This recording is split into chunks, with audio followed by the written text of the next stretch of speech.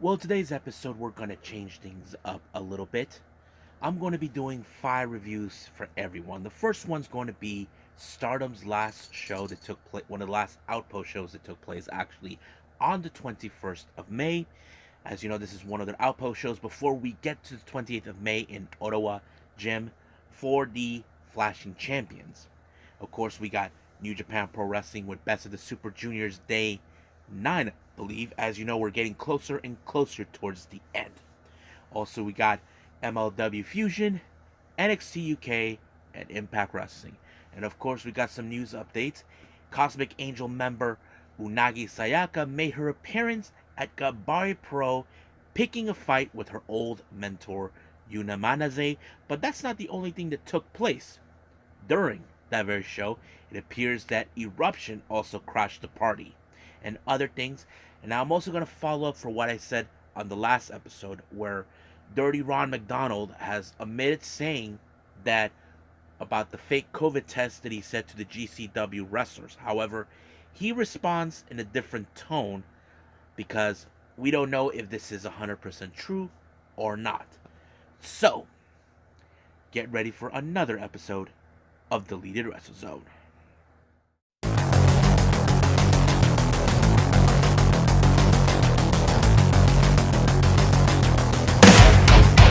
Are you ready? Get up, get up! Get up, get up! Get up, get up! Get up, get up! Get up, get up! Get up, get up!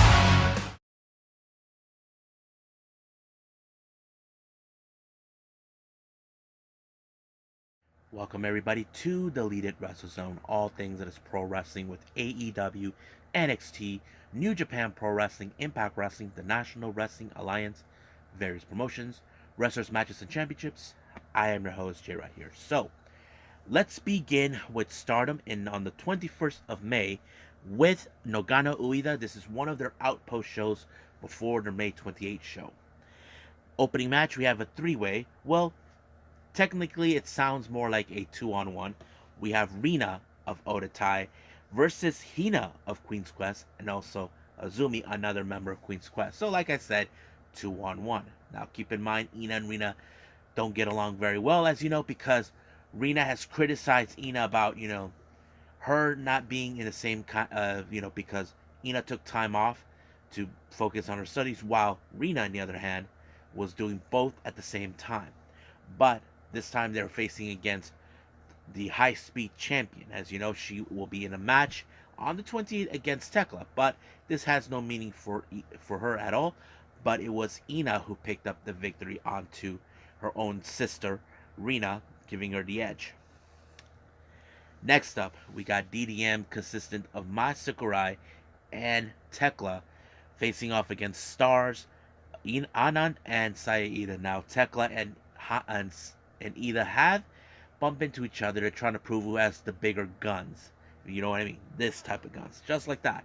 However, as you know, Mai Sakurai is staying on focus because she has a big match for the Goddesses tag titles coming up on the 28th. So that match has this match was nothing compared to the story, but however, it was a pretty good one. But it was Tekla who picked up the victory by applying her finisher onto Saida, giving them the victory. Now, our next match, we have the Cosmic Angels, Waka, Unagi, Mina, and Tam. As you know, right now, all members will be busy on the 28th. As you know, Waka, Unagi, and Mina will be busy taking on Prominence on the 28th. So, this match has no meaning. But, however, Waka is still looking for her first victory.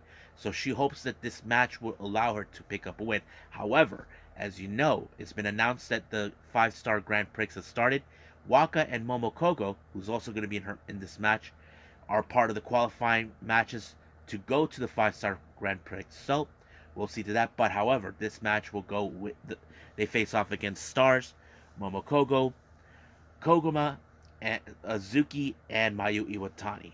Now, I have to say, as much as we are expecting Waka to pick up her first victory, we would have assumed she would have picked it up against Momo, so we know that they're going to be facing each other in the qualifying matches for the 5-star Grand Prix. Only 3 get to enter, and that's why it's so important. But however, it was Mayu who put Waka in a submission move, forcing her to tap out. But I don't like how they clap her, like saying, "Oh, she did a pretty good job," but they will not allow to lose and give Waka's first victory. But sooner or later, we know there is a possibility she could win her match on the 28th, but we will find out if it's possible, because we know Suzuki is no slouch. Now, our next match, we're getting a much of a preview of what's going to happen on the 28th. As you know, Starlight Kid, she already challenged Hime Boy of DDM for the artist belts when she teamed up with Ruka and Rina. However, this time she is going to be teaming up with Saki Kashima and Momo Watanabe. Now, these two ladies have been artist belt champions before, but together that's a different story. But the best part is this is a very interesting match. Basically, tension has risen between both Starlight Kid and Natsupoi. However, things did not go so well. Momo had Micah right where she wanted her, but ended in a time limit draw.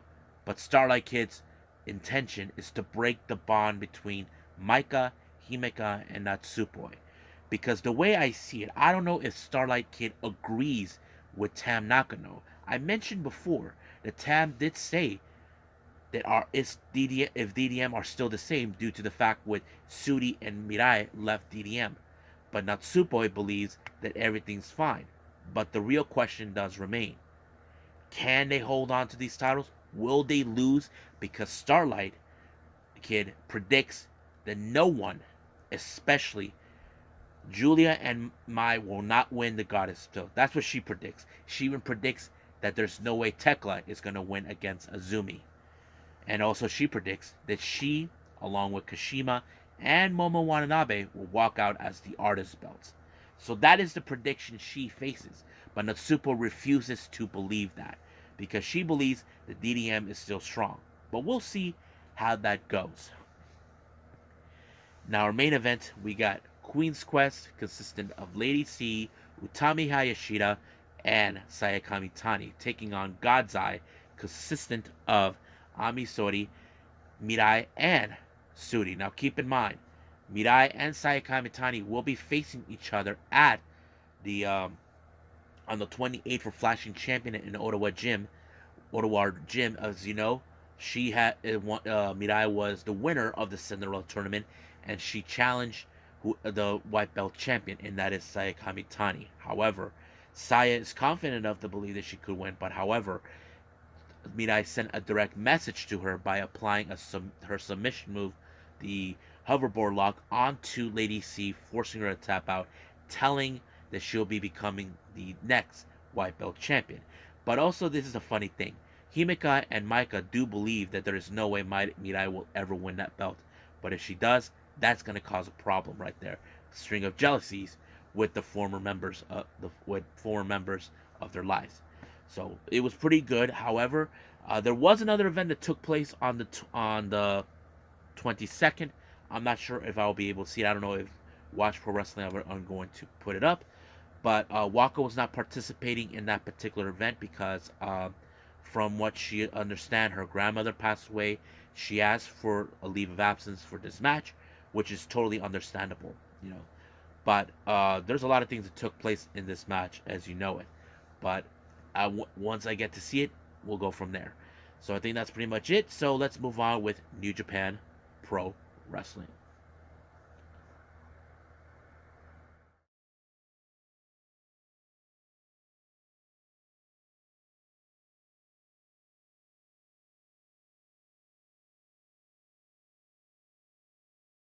Alrighty then. So we're now doing New Japan Pro Wrestling with day 9 of the Best of the Super Juniors 29.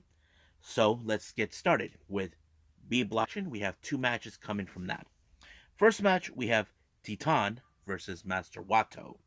So basically, as you know, in this particular match, Titan is so far only has 2 points. So he was in the danger zone. He's in the danger zone along with Master Wato. I think this match will tell us if either one of them will not advance or one will continue on, is barely holding on by a thread. So I have to say the match was okay, even though Kevin Kelly and Chris Sampson mentioned that those two are been familiar with each other. If you guys been aware, Master Wato was on excursion with CML for almost 2 years, and then he came back. So it's pretty much the same thing, but it was Master Wato that pulled off that jumping off the turnbuckle and applying his finisher onto Titan. So he wins 4 points. I mean 2 points. So that leaves him with what was it? With 2 wins and 4 losses, so he has a total of 4 points. As for Tyne, he only has 2 points with 1 win and 5 losses, so that means he could possibly be out of the tournament, but he will continue to finish off until the end of the last match. Next up, we have TJP versus Doiki. Now, this is a very much interesting match. We know that Doiki, he's been doing pretty well so far in the tournament. As for TJP, we know that Manny Pacquiao put out a video reaching out to him saying he supports TJP. It was a pretty good match, but however, it was that one submission that put Doiki out, forcing him to tap out, giving TJP the 2 points. So basically, he has 3 wins and 3 losses with 6 points. As for Doiki, same thing, 3 wins and 3 losses. They both have each 6 points, so they're still alive in the tournament, so we'll see how far we're willing to go. Now let's jump in with Block A matches. We have 3 of them. We have Kanemaru taking on Clark Connors. Now, you know Kanemaru, he is a veteran in the game. You probably would have assumed that his veterancy would have been the key factor against a guy like Clark Connors. No, he applied the trophy on him and giving him another 2 points. So currently has um, 3 wins and 3 losses with 6 points. So he's good for now. As for Kanemaru, I think he only has 2 wins and 4 losses. So he's barely holding on. So hopefully he'll be fine. We'll see if he can pick up another win. Next match, I have to say this one, I did not anticipate how this was going to go. Alex Zane versus Ryosuke Taguchi. I thought this match was going to be a very interesting one. Now, Taguchi, we know he pulls his pants down. But the one thing I did not anticipate, he bit Taguchi in the ass. I'm like, what? And of course, that makes you wonder. This guy's been eating a lot of Japanese cuisine. I'm like, how in the heck was that happen? I don't think Taguchi expected that. But it was Alex Zane who picked up the strong victory on Taguchi. So I think Taguchi should have thought of this more clear when it comes to Zane. But how did they do so far in the point system? Well, Alex Zane, I believe he has 4 wins and 2 losses with a total of 8 points. So he so far is good in the tournament. As for Taguchi, well, he may be out of the tournament. He only has 1 win and 5 losses. So he's probably going to be out.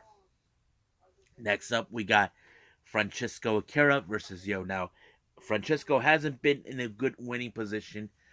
We know he's good at what he's doing, but this is a different type of caliber that he used to be in. But however, he's facing a guy like Yo. Now, Yo, we know he brings out the fire. We know he pulled out a good match the previous day against Hiramu. But however, Francisco was so frustrated he couldn't put Yo away until he finally applied the fireball and finishing him off with the victory. What did Akira got? He only has 2 wins and 4 losses with the full total of 4 points. So basically, he's holding on still. So we'll see about that. As for Yo, he only has 3 wins and 3 losses, total points of 6.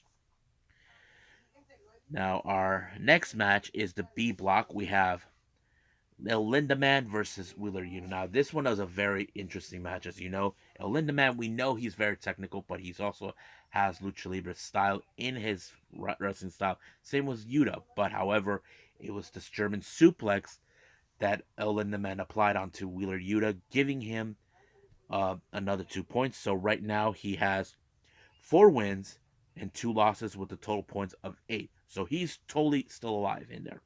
As for Yuta, 3 wins and 3 losses, so he has 6 points. So he's good for now. Now our next match, we have A block, Ace Austin versus Taiji Shimori. Now this was one of the most impressive matches I've ever watched. Because you look at Taiji Shimura, he is the top wrestler. He is the current IWGP Heavyweight Champion, Junior Heavyweight Champion.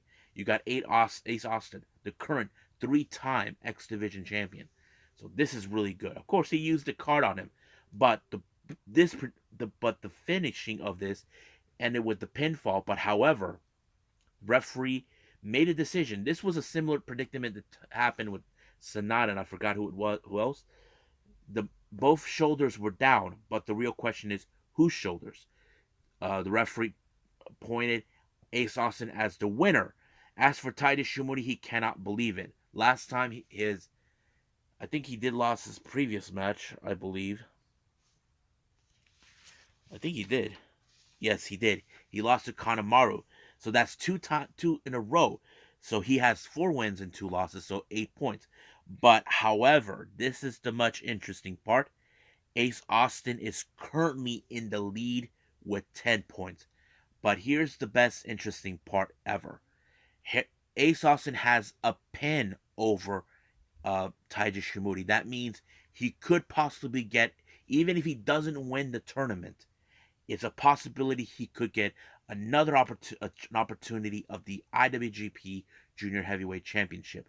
So basically, there's 2 who pinned him in this tournament. One is Kanemaru, the other is, of course, Ace Austin. So that is something we got to pay attention to. Next match, we got El Desperado and Bushi. Now, these two guys have been familiarized with each other over the years.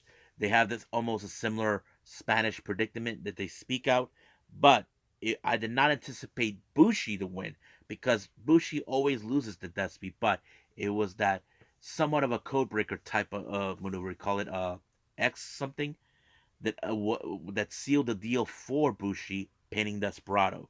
So Desperado at the moment has 4 wins and 2 losses with a total of 8 points. So he's still alive.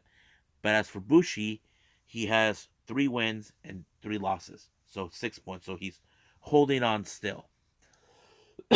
Now this next match, we know these two guys know each other. They're from their past. Now, Sho comes out. He decides to attack Hiromu right in the current, but Hiromu, he's no dummy. He knows what Sho is up to. He knows he's going to attack him the minute he walks out the curtain. So what he does, he walks around to the other curtain where Sho came out and attacks him with the chair. But I thought it was pretty crazy because I would have assumed this match was going to fall into favor of Hiromu. He had Sho right where he wanted him, but effing Evil shows up. Pulls a ref, he gets involved, but once again, Sho with his little cutting corners using something on his shin guards took out Hiromu's knee, allowing himself with the victory. However, he thinks that he won by his ability. No, you had help from Evil, Sho. So basically, in this tournament, we have, of course, Sho with 3 wins and 3 losses. So he has 6 points. As for Hiromu, same thing. So he has 3 wins and 3 losses. Now, our main event. This one is a long time coming with these two guys. Former team members in the same faction. Part of Bullet Club all those years ago. El Phantasmo versus Robbie Eagles. If you remember history, Robbie Eagles was recruited to join the Bullet Club. But there were those that did say he didn't seem like a good fit there. Here comes El Phantasmo, all this and that, costing him certain matches that he did. But during the trip in Australia, Robbie Eagles turned his back on Bullet Club to join Chaos.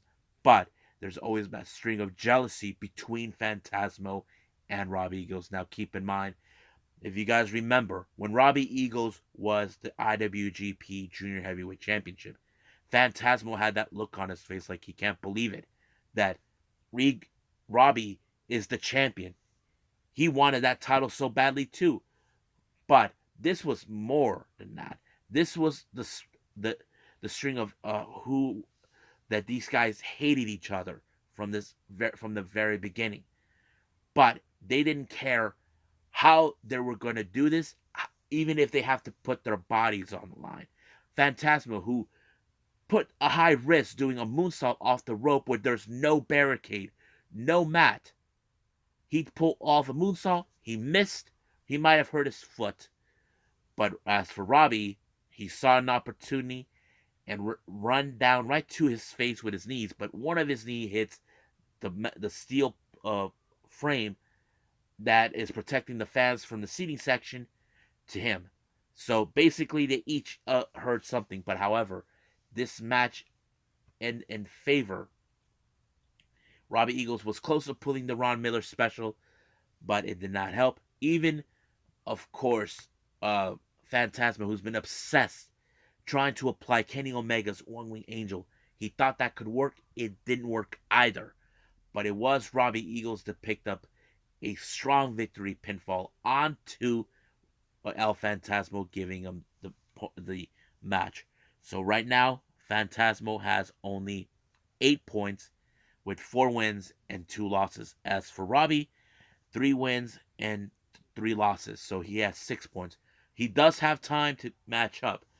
Now, basically from this point of view in the point system, we only have 2 ties in this El Lindaman and El Phantasmo. They both have 8 points.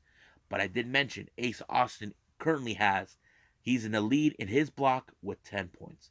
So we'll see how far we're going to go. Now, Friday, there won't be no New Japan for Best of Super Juniors. Everybody takes a day off. But we will see what happens this coming weekend. So we'll see who stays alive, who is gone, and that whole thing. So I think that's pretty much it. So let's move on with MLW Fusion.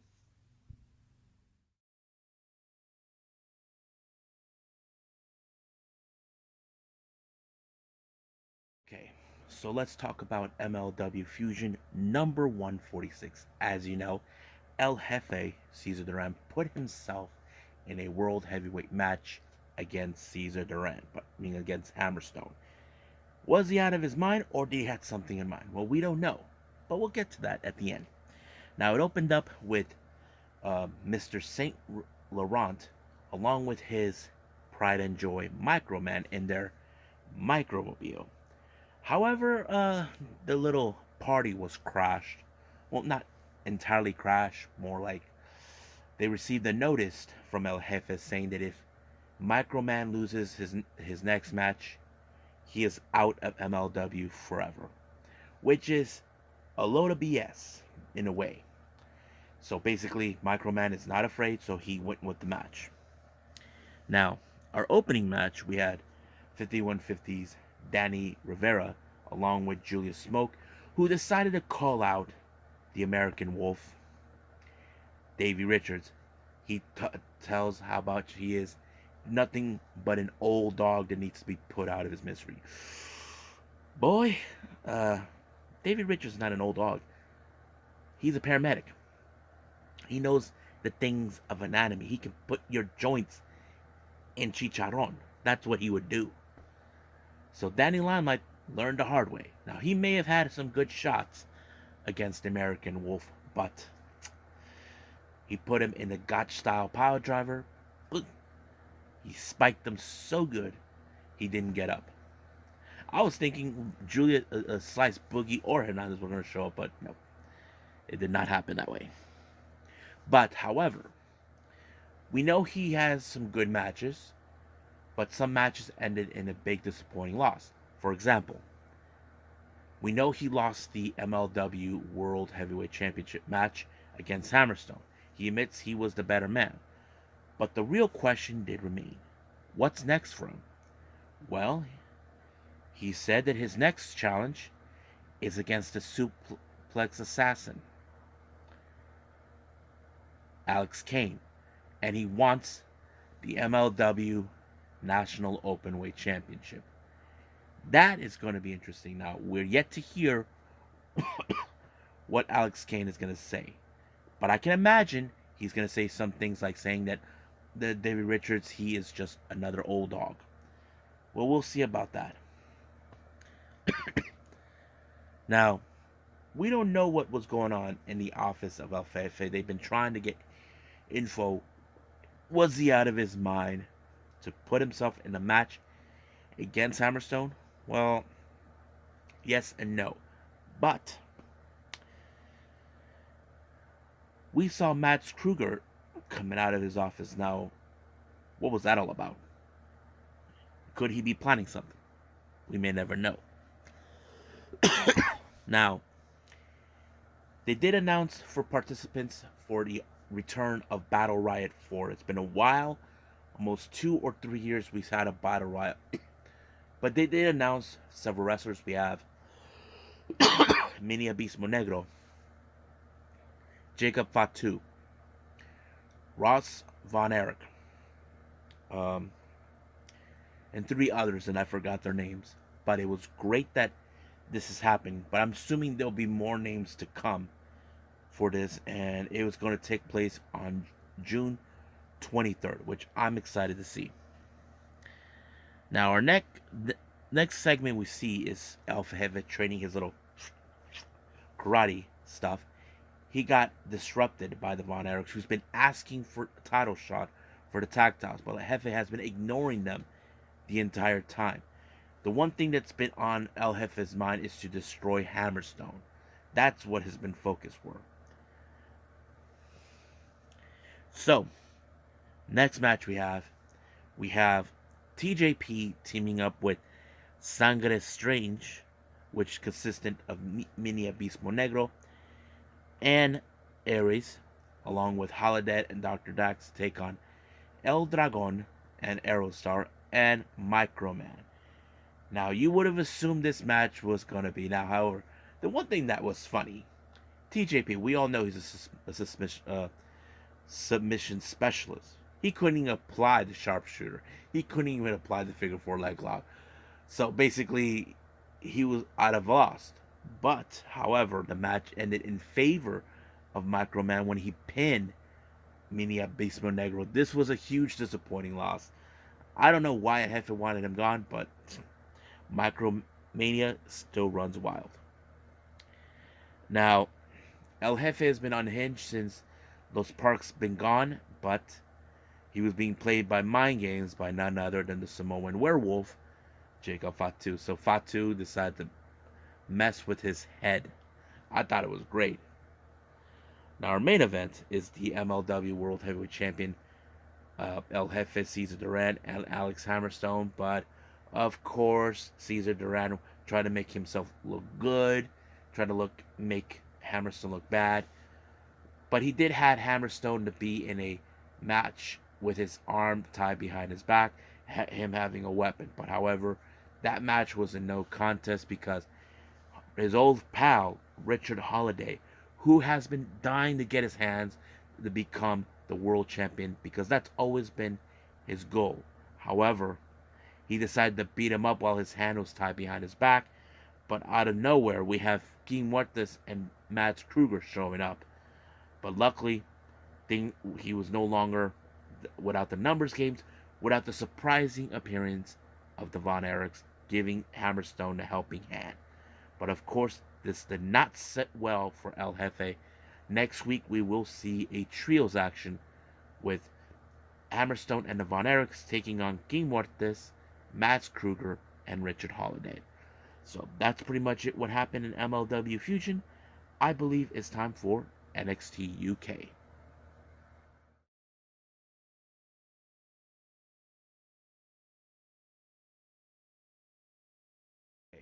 NXT UK, let's get started with it.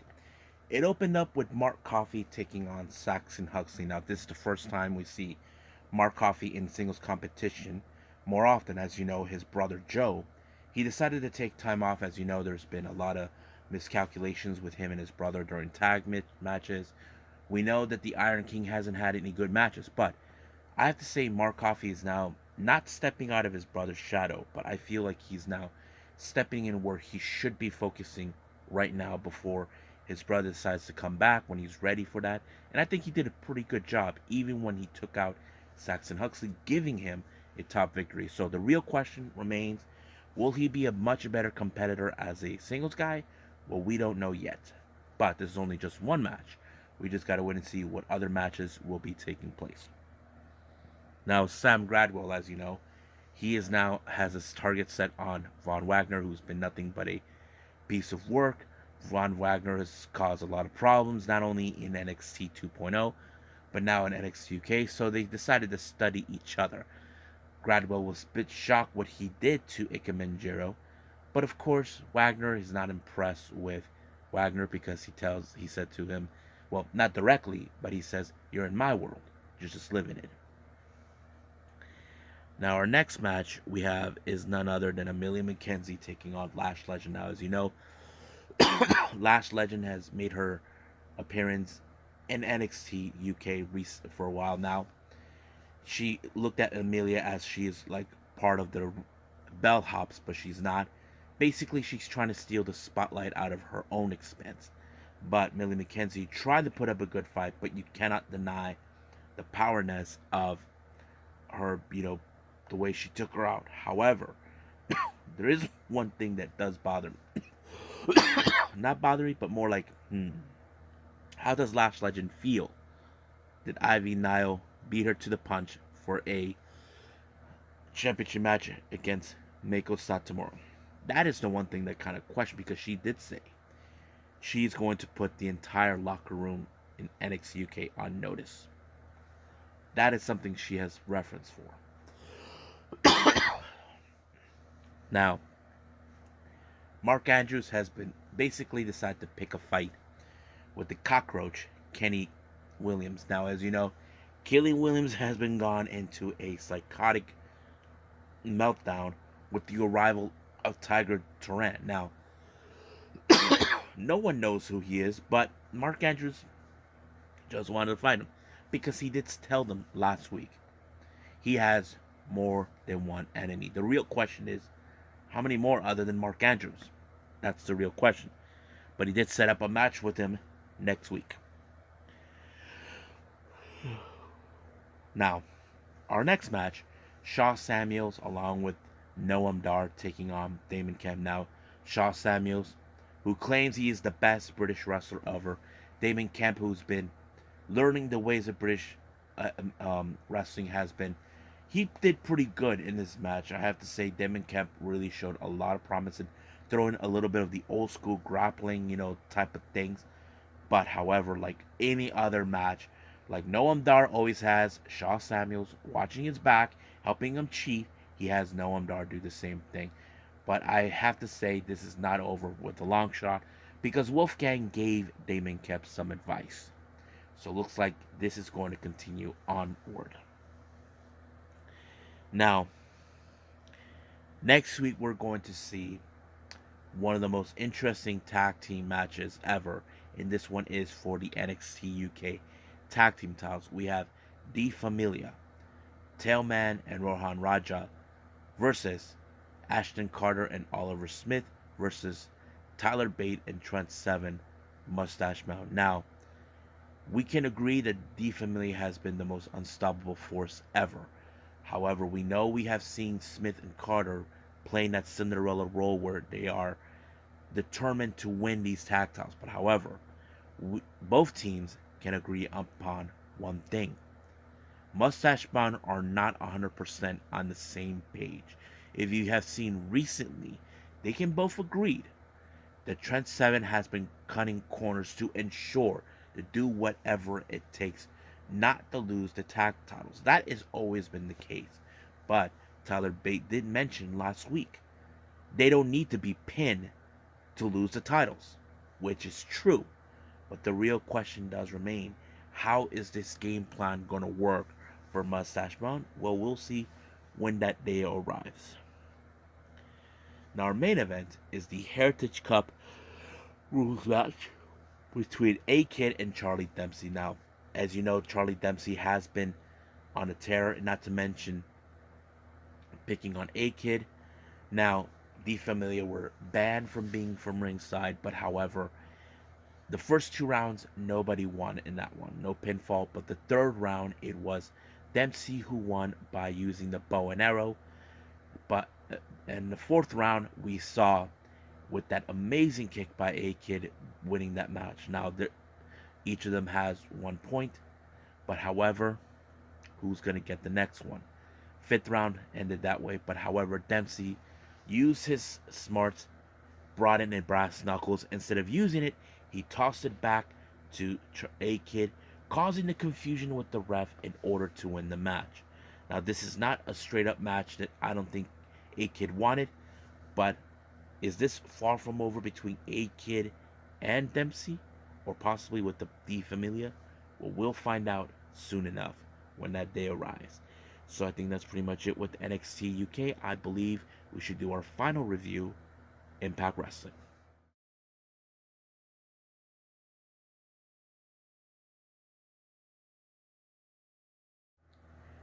Okay, so let's talk about Impact Wrestling. As you know, we're getting build up for Slammiversary. Now, our first match is part of that, which is the qualifying match for the Ultimate X for an X Division title match.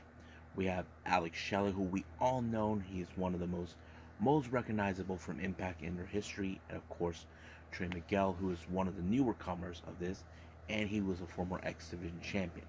Now, keep in mind from what the commentators mentioned, he trained Alex Shelley trained Trey Miguel for 2 years, seeing what this guy got. So it's basically another case of mentor versus protege, that sort of thing. But it was a pretty good darn match. But it was Trey Miguel with the Meteora that picked up the victory for himself to win the match. I thought it was a great match. I loved it. Now, the Briscoes and Josh Alexander, as you know, they all are set for our main event where they talk about, as you know, the Briscoes reminded Violent by Design that they beat them already twice. Once for the title, once a rematch. But however, Josh Alexander has to contempt with Eric Young. Now, as soon as the interview was over, the Briscoes were confronted by, of course, the Good Brothers, who claim they're not an actual tag team because they are going to be losing those titles soon. So that basically is going to be set up at Slammiversary. So that's something we definitely got to watch. Now, our next match, we have Masha Slamovich taking on Havoc. Now, this was a match I kind of mentioned on the last time I saw Impact, that Masha Slamovich deserves a much better competition, and what better way with Havoc. But what I did not anticipate is how this match ended. It ended with Masha Slamovich pinning Havoc. It was unprecedented. But shocking. The K came out for helping hand, but Havoc was not happy. Basically, this was not good for her, but we'll see what happens next week. Now, Trey Miguel was celebrating his victory towards Alex Shelley. He was congratulated by his boy, All Heart, Blake Christian. Kenny King, tried to rain on his parade. He called Blake Christian a nobody, but here's what happened. Blake Christian convinced him to put his spot on the Ultimate X match on the line against him unless he's afraid of him.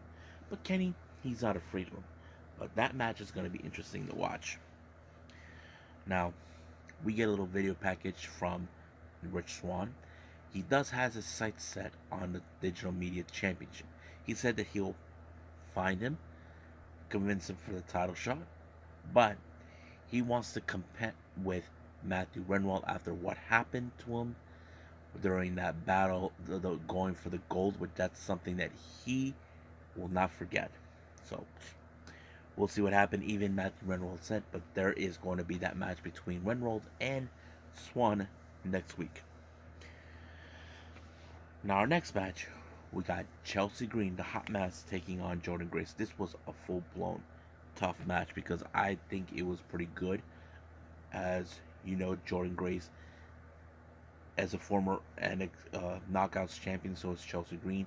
I think this is showcasing who will be building up the momentum till Queen of the Mountain. And it was Grace with the Grace driver that picked up the victory on Chelsea. Now, the More, as you know, has been busy as always. However, Honor No More, we're complaining and all this. Mike Bennett blames the Good Brothers for what happened to his wife, saying they need to be held accountable for what they did. Basically, they didn't do anything. But however, the More was planning to give Honor No More a tag team title shot, but because they were complaining, they lost that opportunity. And he decided to give it to the Good Brothers instead, which they did not like. Now, during an interview, Donna Purrazzo is happy that she's going to be making history, but however, she is not happy with the fact that Mia Yim stole her moment after she lost to Tail Valkyrie. But however, Tasha Steelz came up with a proposal, not as a temporary alliance. As you know, Tasha and Diana will be a Queen of the Mountain, but they want to take out Mia Yim before they get to Slammiversary. Now we had Chris Sabin versus Frankie Kazarian, two of the pioneers of Impact Wrestling. What a great match. I think it was exactly what we needed. Two wrestlers who have a lot of deep history with Impact. But that match ended in a no contest thanks to Honor No More, who were pissed off that, of course, they did not get what they want. Even they were bragging about it as soon as they left, but they were confronted by Rhino and Heath, telling them the opportunities they were given by Impact Wrestling, and they took all of that for granted because they were blessed with it. But they want to complain how the system is broken. So, our next match, we have Raj Singh with Shira taking on Bhupender Gurja and Darby Morsi. Now, Morsi decided to give Gurja a helping hand. I think this team between Gurja and Morsi was amazing. I think it shows a different dynamic. Because here's the thing, we know that Morsi's past about with Enzo. I think this is going to be a good one with both Bhupender and Morsi being a good tag team. I think they need to build them up as a tag team because you look at Morsi, he's a giant. You look at Bhupender, he is calculating of exactly how he's going to proceed with the match, and I think that's a good combination.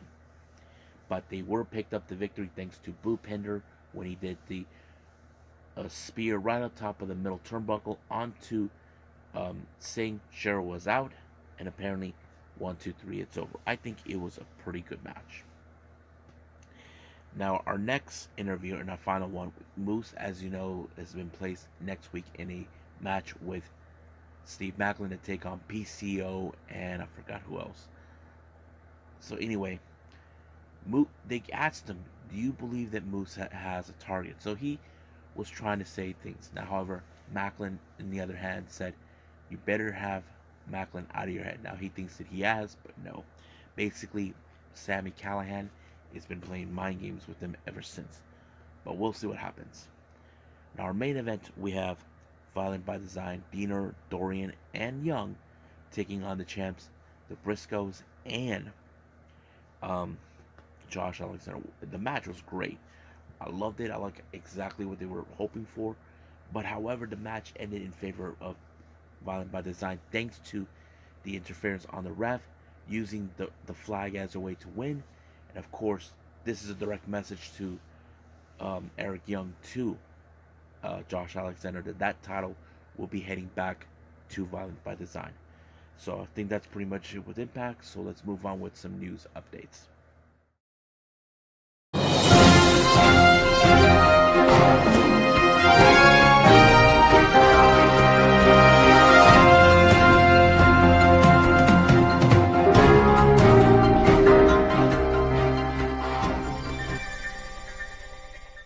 Okay, so here are our news updates of today. Cosmic Angel and Stardom star Unagi Sayaka have made recently an appearance at Gambari Pro.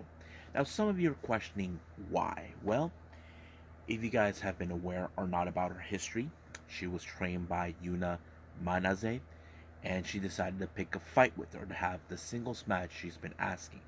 But, however, she wasn't the only one she confronted. She decided to confront Yuna Manaze's latest protege, Yuri, who she wants to challenge her in the upcoming New Blood 3. And that is something I definitely could see. So the match between Yuna Manaze and Unagi Sayaka will take place at Wrestle Sekigahara on July 10th. I'm excited to see that match because it's going to be good.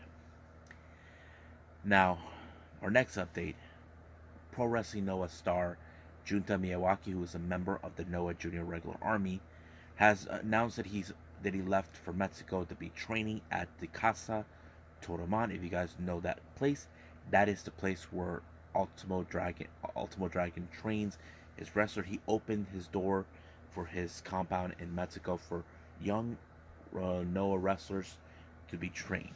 But however, Junta Miyawaki will be making his return to Noah for two events on the 27th and 28th of May for Noah the Home. Now, in other updates here, there's been talk before about FTR being managed by Bret the Hitman Hart. That's something that's been talked for. Well, that is going to happen, but not on a national television way. It was announced by Big Time Wrestling, a promotion based out of Massachusetts.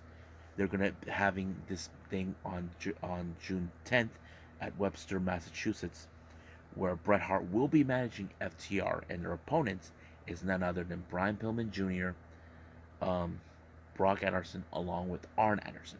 That's going to be a very interesting match to hear about. Now, for all of those who I mentioned Gatoh Move in the past, as you know, we had the Mei Suruga 4th anniversary Apple and Crew. Well, that video will not be uploaded until the 4th of June. Was disappointed they should have, because last time when they did this with the return of Gatoh Move, it was released that very same day, but at a later time. But I can't wait to see it. Now, for all you Leyla Hirsch fans out there, you probably ask yourselves, where is she? We haven't seen her on AEW Dark or AEW Dark Elevation. Well, she just posted on Twitter where she said that on April 5th she suffered an injury during Dark Elevation and did a landing moonsault, but she torn her ACL, which is not good. But she did say she was going to get surgery. That is a good thing to hear. Hopefully we all gave our thoughts and prayers to her that the surgery is a success. I can't wait to see her return back to the ring. We don't know how they're going to do it, but hopefully she gets recover fully better and gets back kicking ass as we normally see her in. Now, our next update, Pro Wrestling Noah. As you know, we're getting closer to the anniversary about Matsuharu Misawa. They decided to do this thing called In Memory of Our Misawa.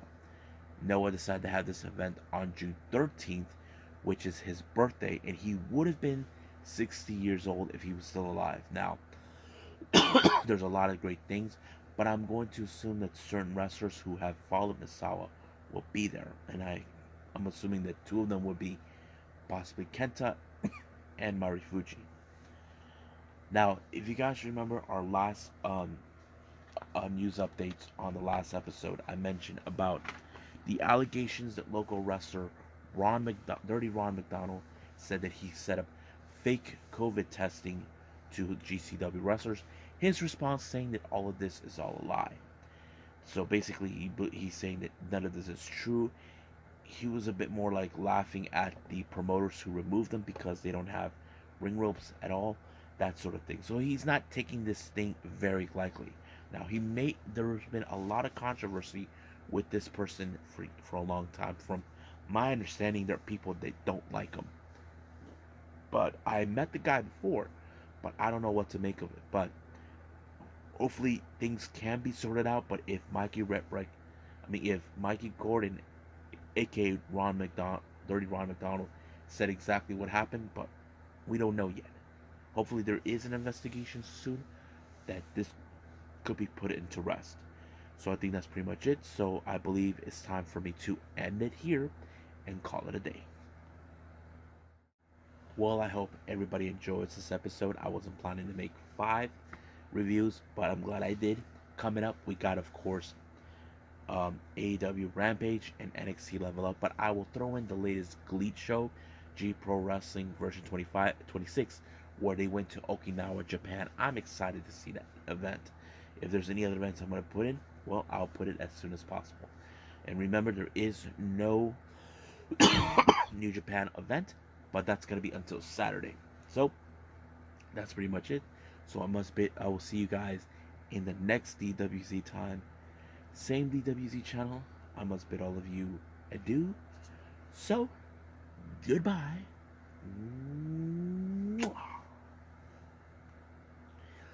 And have a nice day. Bang.